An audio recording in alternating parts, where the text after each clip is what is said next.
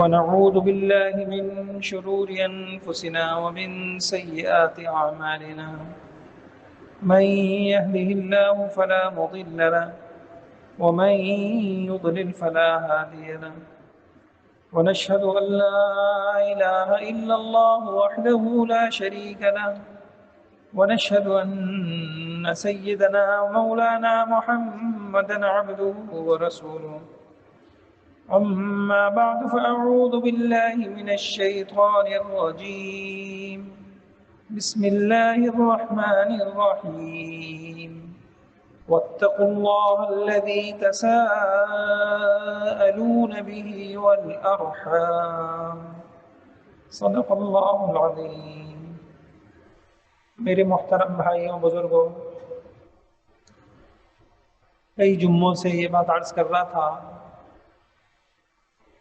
کامیاب گھرانہ اور حضور صلی اللہ تعالی علیہ وسلم کی سنتیں۔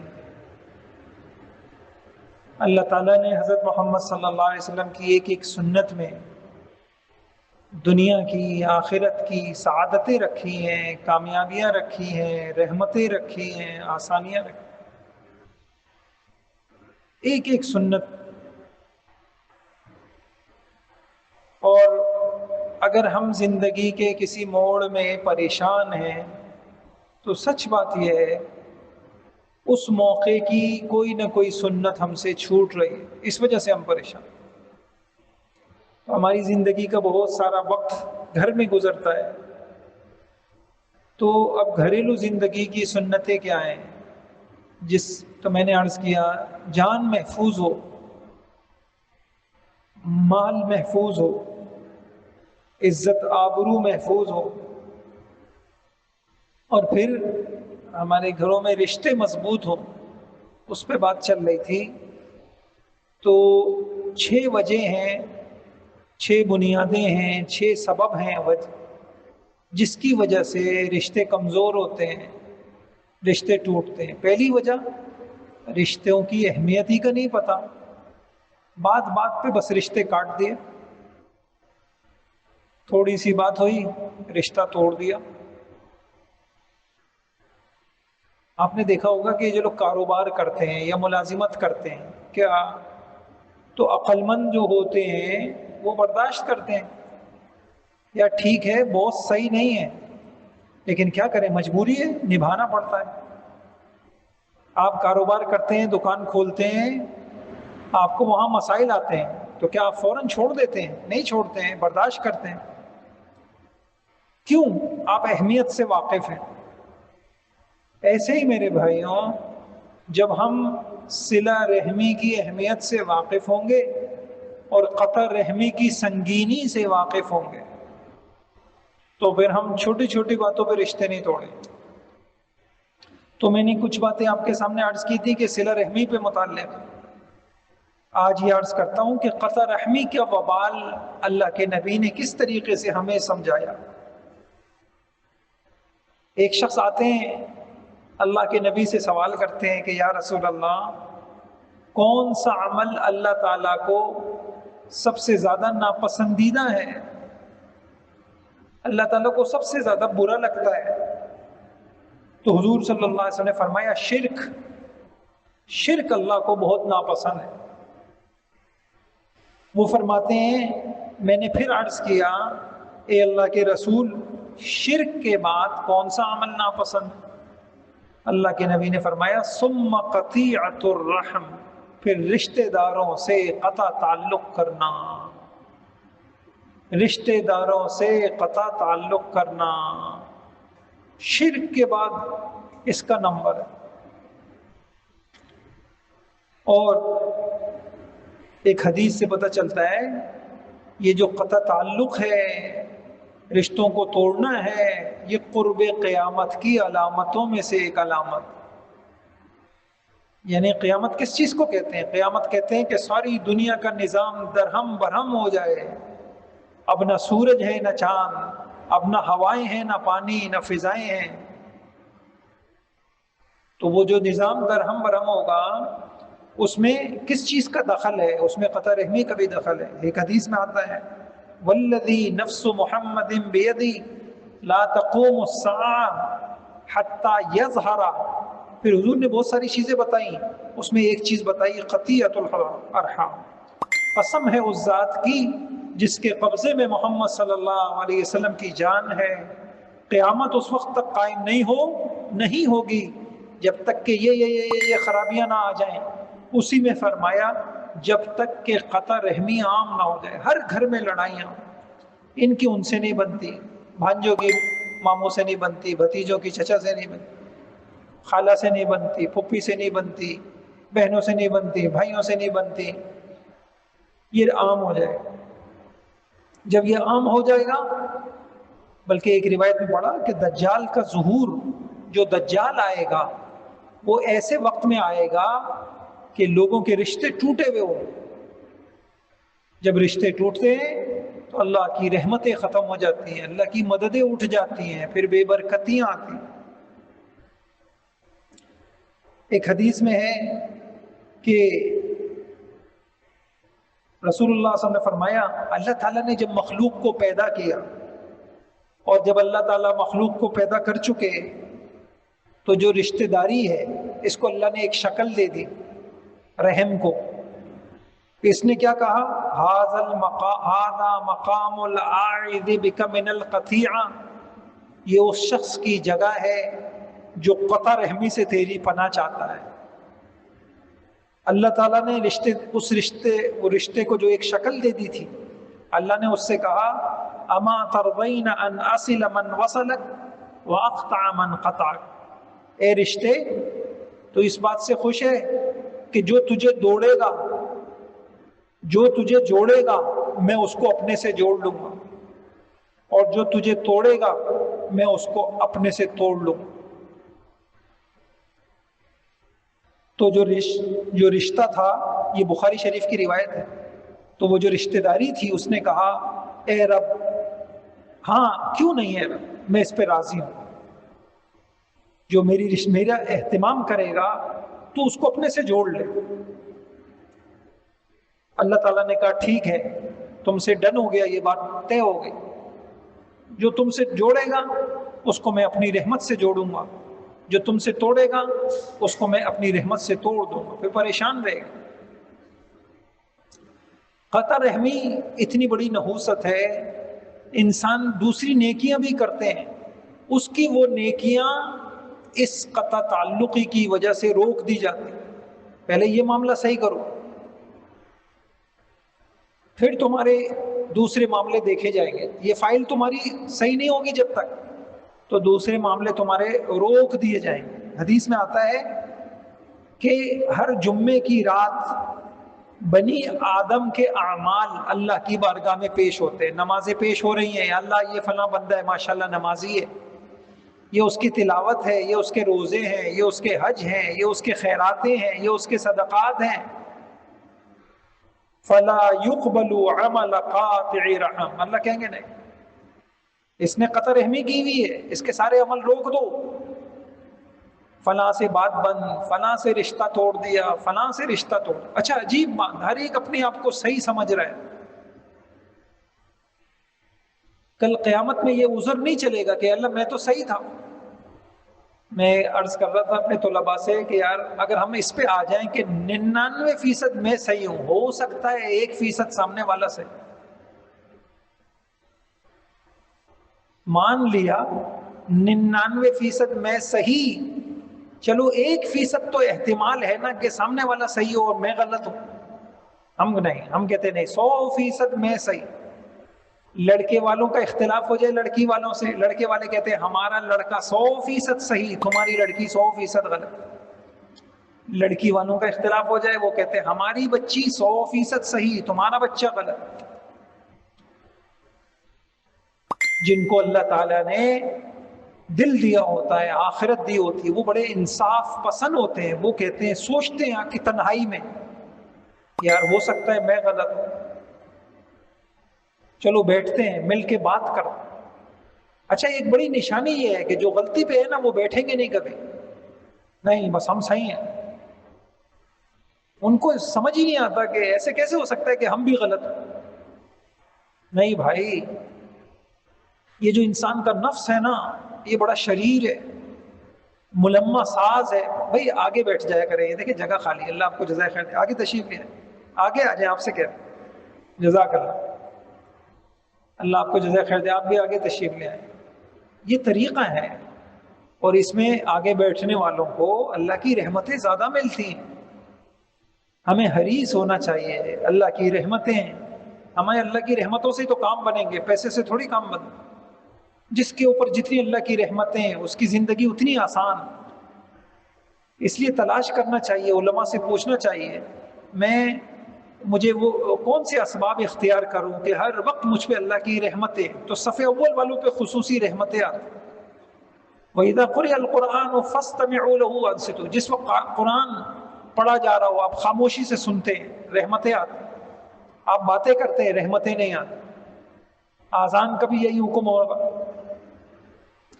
اچھا، پھر جو رشتوں کو توڑتے ہیں ان کو بد دعائیں ملتی ہیں.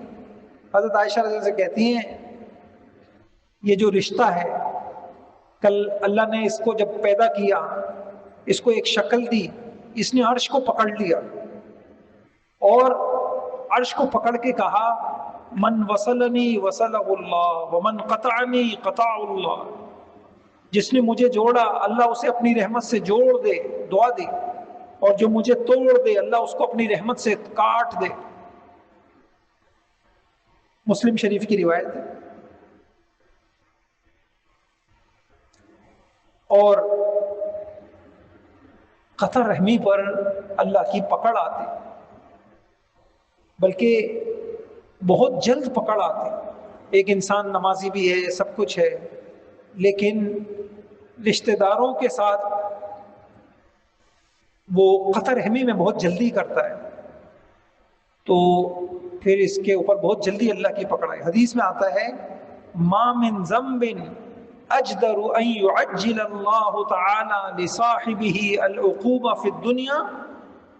کوئی گناہ ایسا نہیں ہے جس کی سزا بہت جلدی نہ ملتی ہو. یہ گناہ ایسا، اس کی سزا بہت جلدی دنیا میں ہی مل جاتی ہے.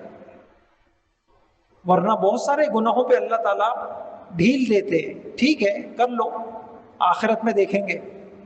لیکن یہ گناہ ایسا ہے کہ اس کی پکڑ فوراً آتی.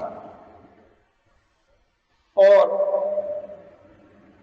نہ صرف یہ کہ قطع رحمی کرنے والے کی پکڑ آتی ہے، جو قطع رحمی کرتا ہے اگر وہ کسی جگہ پر ہے، کسی قوم میں ہے، اس پوری قوم پہ اللہ کا عذاب آتا. اللہ اکبر.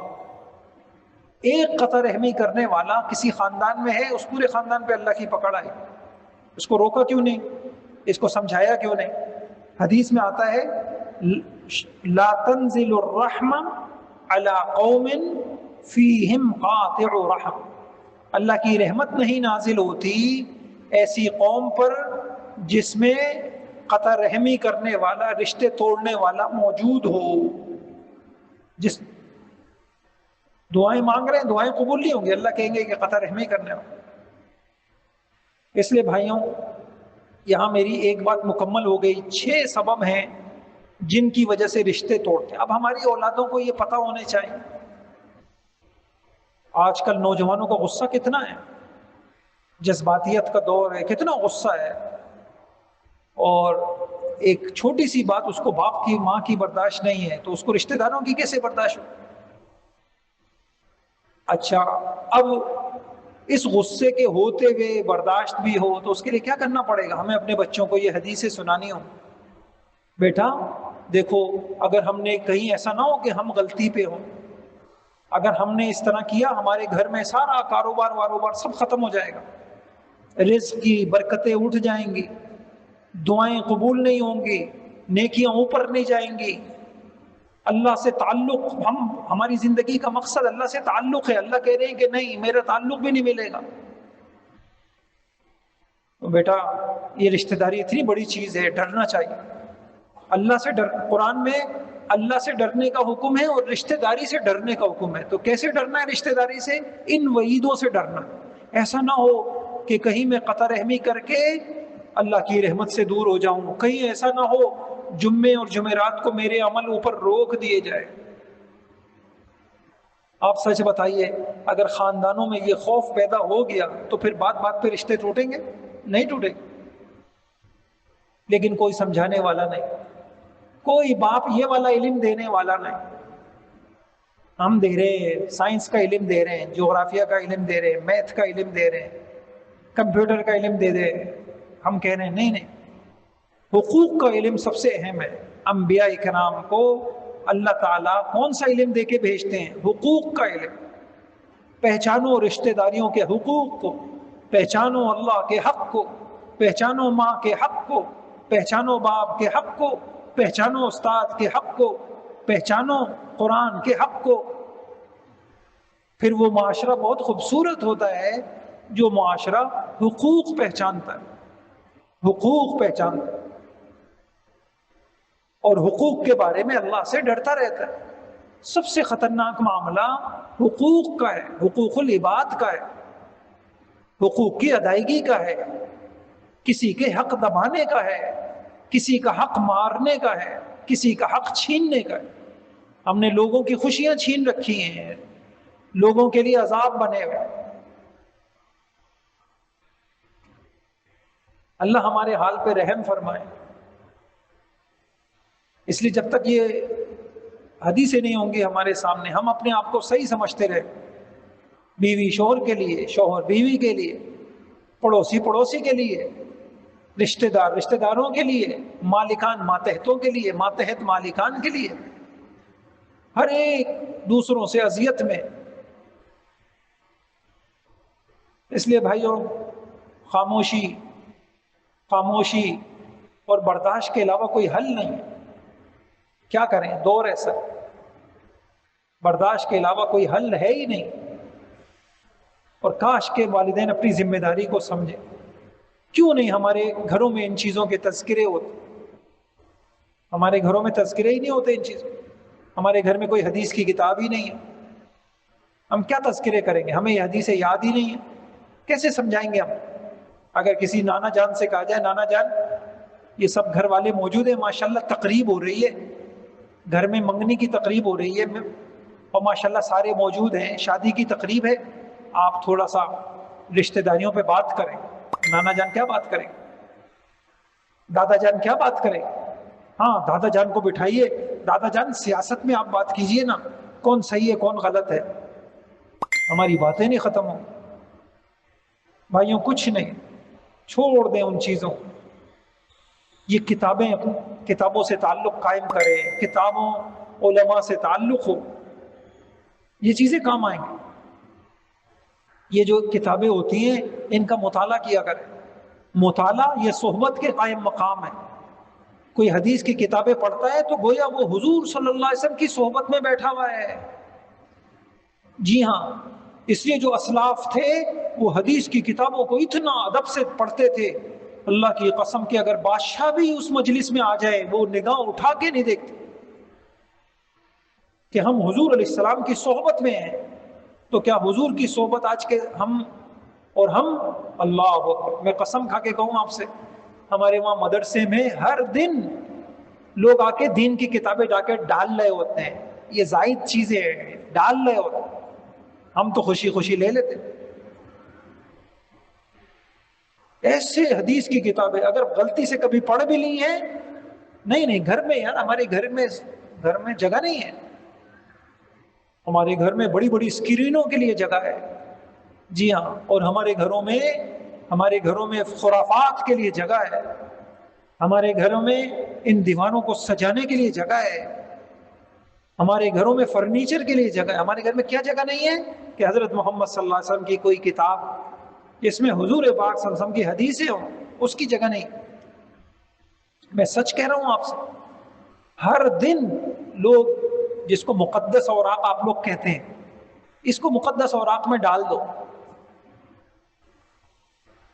اتنی بے اعتنائی، اتنا استغنا، تو پھر ہم اچھے کیسے بنیں گے؟